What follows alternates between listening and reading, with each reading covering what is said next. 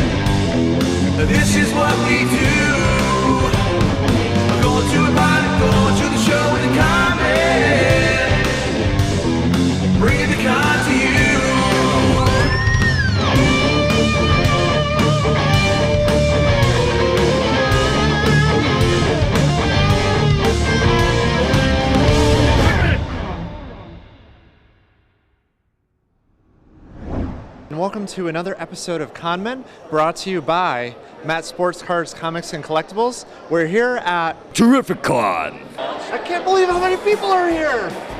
Look at them all! Oh. This is so cool.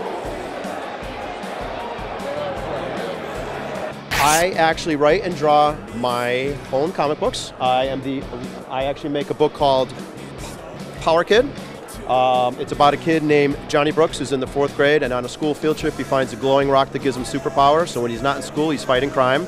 And I also publish a book called The Sentinel as well, and it's more old school, like cross between Captain America and Superman, but he works for the military, so anything catastrophic happens they call him up. It was one of the best experiences when I got that box at home and I opened it up. You just had to take a deep breath, and you take out the book and you're like, wow, this is mine. I did this. And that's what's so cool. And then I get to come to shows like this, and everybody loves it. And that's what it's all about, just bringing the fans and the books together. That's so cool. Now, what kind of advice can you give to other comic book artists out there? Perseverance. You're going to meet a lot of folks who are going to tell you you're no good. Don't listen to them. Just keep drawing and make your own books. And of course, now the tech is out there. You can actually do it. And then you could be sitting here making your own comic books. We're having a terrific time, and we're here with the official Jon Snow. So tell us a little bit about the show. To be honest, I know nothing. Who knew? So do you know Wonder Woman's superpower? Yes, I think she can like fight very well, and she has that magic lasso. Yep. She's got the... And she has these things that can block bullets and stuff, and her invisible jet. You're watching Con Men. Welcome back to Con Men, and we're here with the living legend himself, John Wesley Shipp. How are you doing today? How are you, Leo? Good to see you. Oh, thank you for being on the show. So how is the con treating you? Oh, it's great, man. Do you remember 2 years ago when it was we were in a small venue, and now we're here at the Mohegan Sun, and it's very grand, very grand. I think the world of Mitchell Halleck, and it's great to be here, a part of his con. I got to tell you, it's great to see you. And I grew up going on Saturday mornings watching The Flash. And, you know, to see you eat all those candy bars, and I always loved how your partner can never figure that out. Yeah, right? Right, Julio? Yeah, Julio. Yeah, he was always suspicious, but I think he knew by the end, quite frankly, yeah. That's awesome, you know. When you first got casted for that, how did it make you feel? Well, you know, I had done daytime and I had done Broadway, so it was very exciting to be on the lead in a primetime show that was the most expensive show Warner Brothers had ever done for television at that point. And to be shooting on the back lot at Warner Brothers was a dream come true. Oh, that's really cool. Yeah. So what did you do on Broadway? I've done two shows. One was a show with Harvey Fierstein called Safe Sex, and the other one was Dancing at Lunasa, a play by Brian Friel that won the Tony that year for Best Drama. Oh, nice. Yeah. That's awesome. We love Broadway. Do you ever do any reappearances or anything? I'm due for another play, but no, I haven't trod the boards in a little while, so it's time. So now, what do you like better? Do you like doing acting on TV, or do you like acting on stage better? I like to mix it up. You know, the good thing obviously about doing 8 performances a week of the same play, particularly if you have a play like a Brian Friel play, like, you know, is that you can go deeper and deeper and keep finding new and new things. The excitement of television is you get a new script. Okay, so I didn't do so good last week. I got a new script coming this week, you know. That's awesome. So now, do you, when you come to these conventions, is it all for the fans, or is there anything else that you like here too? Well, I've gotten some cool Flash jewelry. I got custom rings. I got one, he does one of a kind, and I got one for me and one for Grant. And I gave it to him at the end of last season. And I said, "You've now been the Flash as many episodes as I have. From here on out, it's all you." How do you feel about him being the Flash? I couldn't be more delighted. Everybody who works with him is so impressed with him, not only as an actor, but as a human being. I mean, it is a pleasure. That set is a pleasure to work on, and it all comes from him and our extraordinary producers. You know, I worked with Greg Berlanti on Dawson's Creek, and I met Andrew Kreisberg on the back line at Warner Brothers when I was doing the first show, and he's my boss now. So you never know, things come around. Well, that's cool though. You know, now we always do like a lot of inspiration for our show. Do you have any tips that you can give young upcoming actors or actresses on what to do in an audition?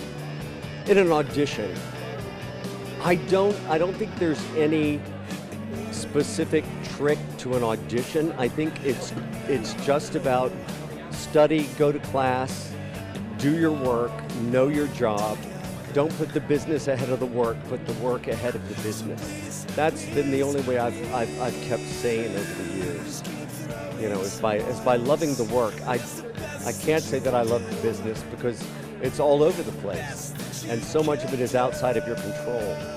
But I do love the work, and I love to show up.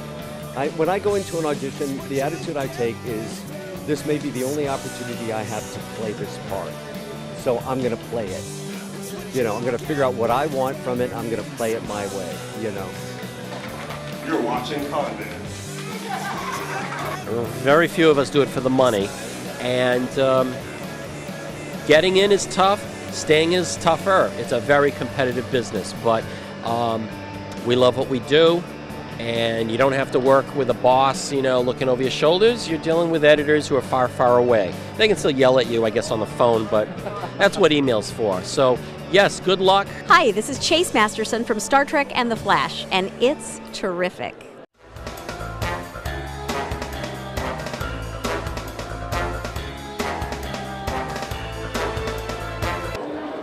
Louis, it's on.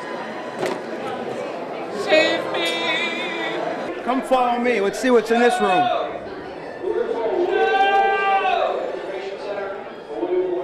Oh, it's the map room from Tanis.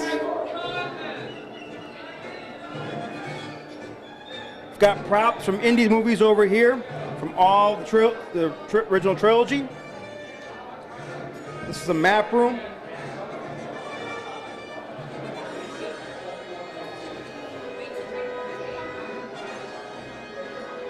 A display of Indiana Jones, the map room.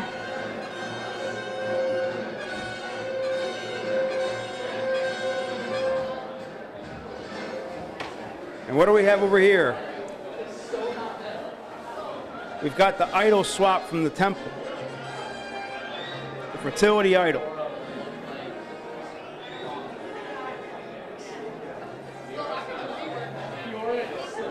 Should I swap it?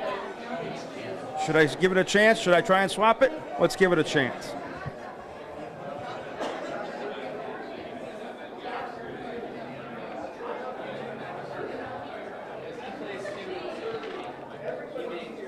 I think I'm good. Oh no! All right. My name is Dave Silva. We're watching Con Men, and it's terrific. You are watching Con Men, and boy, do we have a surprise for you. We have kidnapped one of the people from the Angry Geek Show.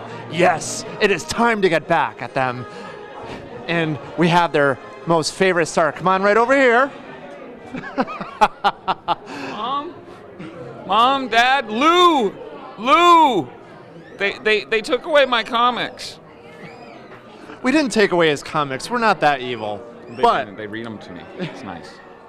He is coming over to the lighter side because your show is... It's dark. In a good way. Yes. It's like DC, dark and gritty. You guys are Marvel. You know, you're light and comedical. Comedical? I don't think it's comedical at all. Louis, he has 1 hour. We mean business. Dial Louis with your nose.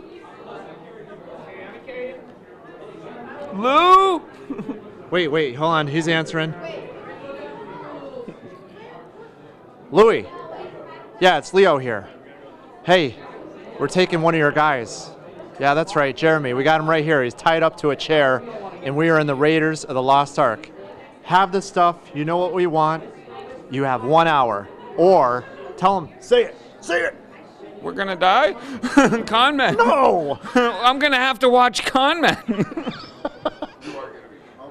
Oh, I am Con Man. There you go. 1 hour, Louis. 1 hour.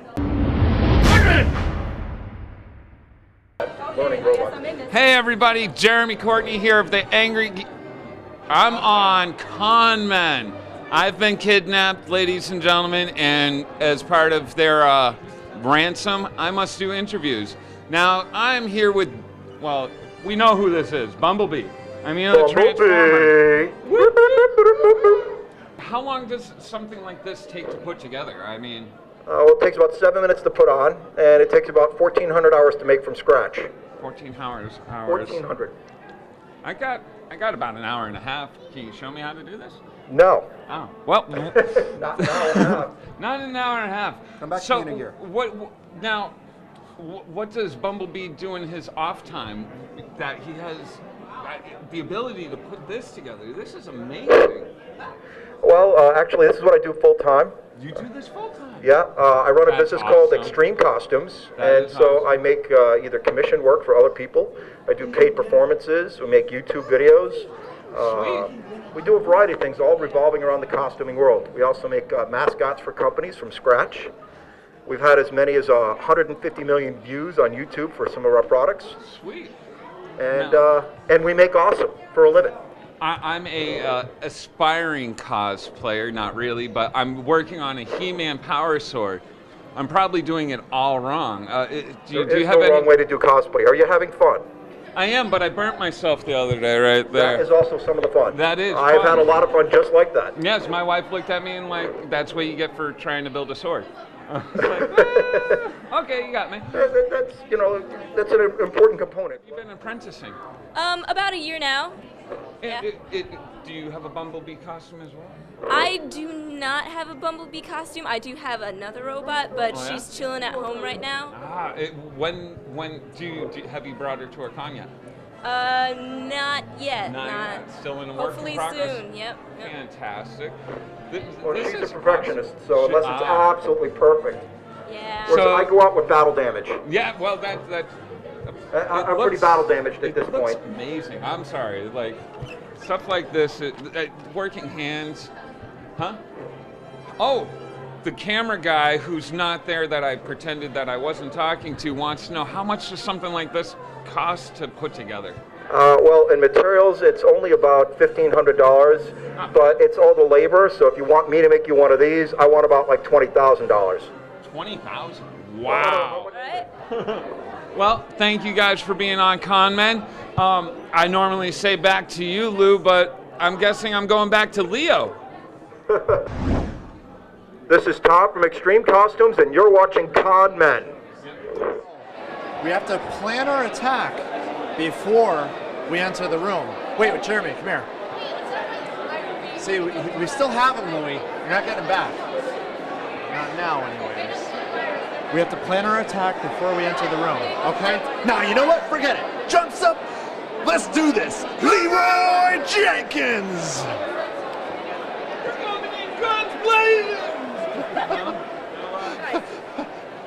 Just kidding. At least I have chicken.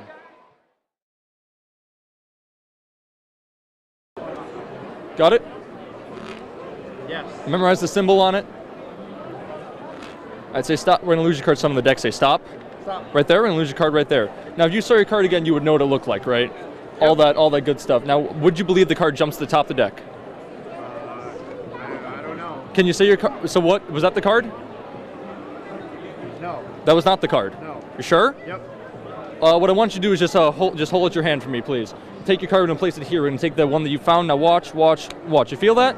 Your card was like an orange, like a symbol that looked like that, right? That was the card you had. Now open up that card right there, yeah? That one right there. Flip that up. Is that the card? Yes. Wow. Thank you. What? That's so cool. That is awesome. Thank you so much. She was a beautiful mistake, two lovers of fate. These type of shows, especially this one in particular, what's the one thing that you look forward to? The one thing, Or do you look for anything in particular? there's a lot of different things that are really wonderful. Somebody asked me at a con recently, what's your favorite Star Trek moment? And the first words that came into my head were this one. Because here we are, 16 years after the show wrapped, saying hello to fans that come by to say how much this show meant to them and that they really were affected deeply. And that's because of the themes, the themes that speak so deeply to us. They're so transcendent. Themes of infinite diversity and infinite combination, themes of peace, themes of justice and courage, and all of those wonderful things that are in Star Trek and in superheroes. In The Flash, which I was on earlier this year, and I just said hello to John. It's really amazing to get to be a part of this. It's amazing to come to it. The fans are having a blast. Hello. Hi. Hi. What's your name? Julia Williams. There it is. Got it right this time. Hi, and I'm Christine Martin. Awesome. So now, this is so cool. Want to explain a little bit about your zombie costume now? This is Lady Weeds. She's actually Swamp Thing's girlfriend, and we just did a bunch of special effects makeup with latex builds, and I costumed the skirt out of a whole lot of foliage. What does it take to be Swamp Thing's girlfriend? It takes a heck of a lot of patience, let me tell you that right now. And it's sticky, right? It is sticky. Very sticky. It's sticky. She's not wrong. That's cool. And you? I am Poison Ivy. Very cool. And want to say a little bit about your costume? So basically, I am Poison Ivy, same thing, latex with my vines, my awesome wig, and lots of hot glue. Love my foliage. So much hot glue. Sir, how much hot glue does it take? Oh, how many? Like 20 sticks? Oh yeah. A lot. You guys go through a lot doing this, don't you? It's a lot of hard work. Do. As a new cosplayer, they go through so much. I appreciate it now. That's cool. And now, you are something else that you were explaining to me earlier. Yes, I am Miss Petite World 2015. That's so cool. For all the girls 5, 6, and under. Gunman! I meet people who literally grew up with the character that I voiced. So I'm the Batman voice that they identify with it. So it's really a privilege. I have to say that you got me into trouble.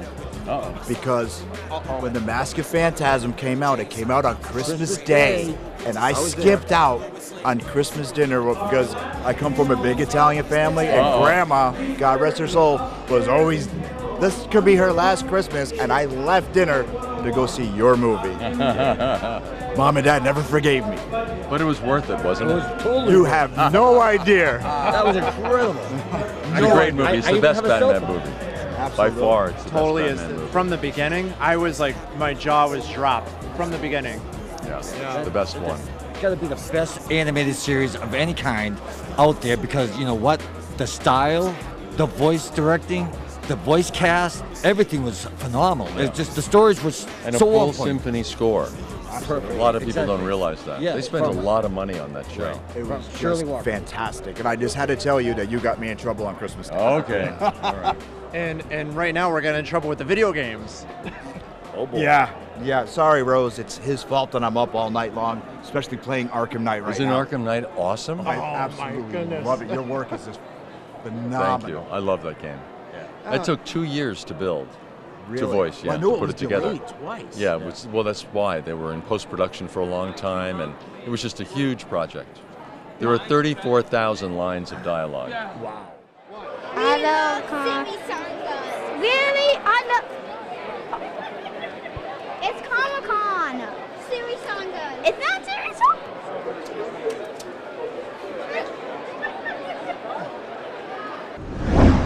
Hello and welcome back to Con Men. We're here with the living legend himself, Larry Kenny. You may know him as Lion-O in the Thundercats.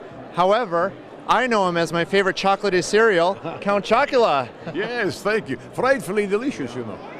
Are you doing anything upcoming at all? Or? Well, you know, I get asked that a lot, and the funny thing is, in the voiceover business, unlike if you're a movie actor, you don't know. When you're a movie actor or a TV actor, you know a few months in advance usually that you're going to be starting a new film, or at least a month. Yes. In this business, you find out a day or two before you actually get to do the job. So, like I'll go on an audition for a new cartoon series or a new commercial or a movie trailer or something on a Monday, let's say, and if I got the job, I'll know probably Tuesday, and then we'll probably record it on Wednesday. So I can't sit here right now and tell you what's coming up for me the next month because I won't know until tomorrow or Tuesday. Wow, that's going to be pretty stressful. Not really. No, you get used to it. At first it is because you'll do 3 or 4 auditions or several auditions before you ever get a job, you know. But in the 52 years I've been doing it, I've gotten kind of used to it. You know, I'll tell you, when I watched the cartoon The Thundercats and Lionel came on and did his call, that was inspiring for me. It was like you knew when that happened that it was going down and they were going to save the day. That's right. And Mum Ra's in trouble. Yeah, exactly. Yeah. Yep. Would you say that you can kind of sympathize with that character, or what do you? With Lion-O, the thing I liked about Lion-O was that he was the fun part of it. Playing him was that he was, even as a man, he was kind of a boy trapped in a man's body because he never really had a childhood. He was, you know, put into this coma state when he was a kid, when they had to travel to another planet. And then when he woke up, all of a sudden he's the Lord of the Thundercats. He's got to be in charge. So I liked that kind of diversity of a boy having to be a man while coming of age, you know. What happens to a lot of people today, yeah, too, sure, you know? Sure, especially today, yeah. The world's a tougher, more fast-paced place now, yeah. If Lionel was to appear here in real life today and you met him for the first time, what would you say to him? I'd say thanks for the living you've made for me. That's awesome. Thanks for putting my kids through college. That's good. And you know what he'd say? What would he say? He would say, thunder, thunder, Thundercats, ho! Yeah. Anybody interested in becoming a voice actor, what kind of inspirational advice can you give to them? If you really want to do it, go for it. It's a very tough business to get into, but don't let that deter you if you really want to do it. If you have passion for it, like anything else. And I always suggest classes. Take classes. And you can go on the internet and use Google or Bing or whatever and type in voice acting classes or voiceover classes in like New York or wherever, what town you're near. And you'll find a whole list of them. Check them out, see which ones sound good to you, and take classes. That way, when you're finished, you'll come away with a DVD or a CD that they've, what we used to call a demo reel when it was a reel of tape, but that they'll help you make that shows your capabilities. Then you can take that to get an agent. Then you can be in the business. Hey, I could go for one of those right now. So we're here with more at Connecticut Comic-Con. We're having a terrific time. The fans are awesome. Tell us what's going on here. Well, I am revitalizing a comic book company that's from Connecticut itself, and it's called Charlton Comics. You've heard of this, perhaps? Charlton Comics. It's funny how things cycle, and then I love it. Well, this is a company that started in the 40s. It was never as big as Marvel and DC, but was consistently publishing until the 80s. And in the last few years, there was a Facebook fan page for Charlton, and a lot of the original writers and artists joined it, and we decided to put a book together, and that book is metamorphosized into a new line that we're calling Charlton Neo. And we started with the Charlton Arrow, and we had some of the original artists like John Byrne and Joe Staten contributing, and Paul Kupperberg, who is a DC guy that started at Charlton. And so we've got just this insane talent producing great stuff. And while we are doing some superhero, we're really diversifying and we have a Western, we're reprinting their Hot Rod comics, Charlton's Hot Rod comics from the 60s with these vintage muscle cars.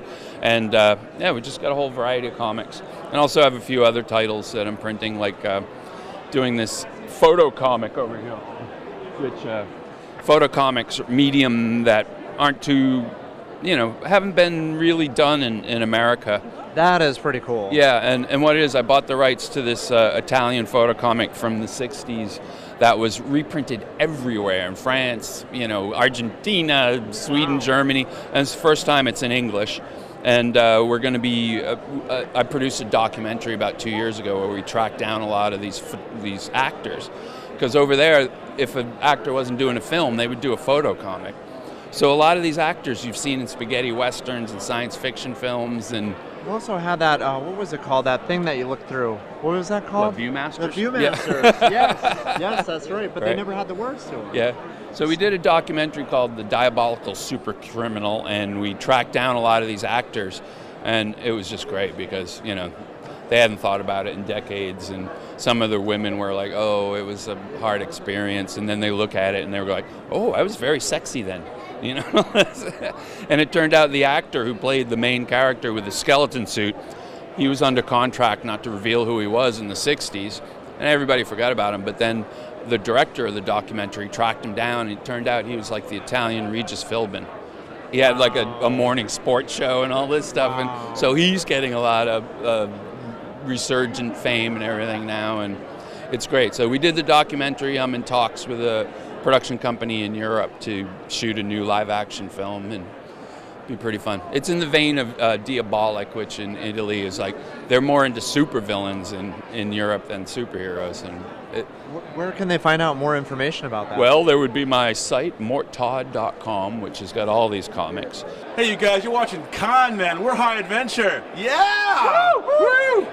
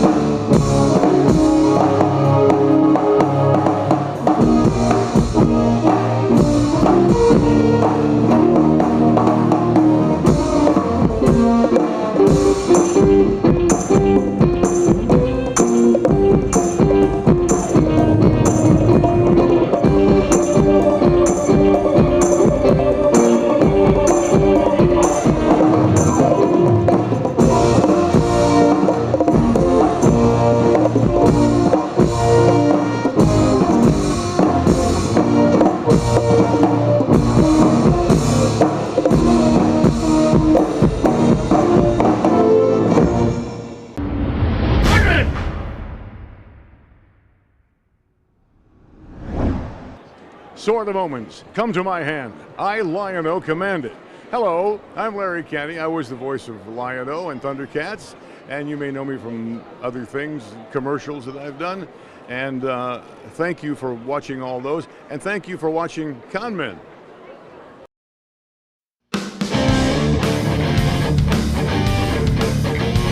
Convention men, women, and subspecies. Have you ever felt so alive when you're hanging out with your people? When you're hanging out with your tribe?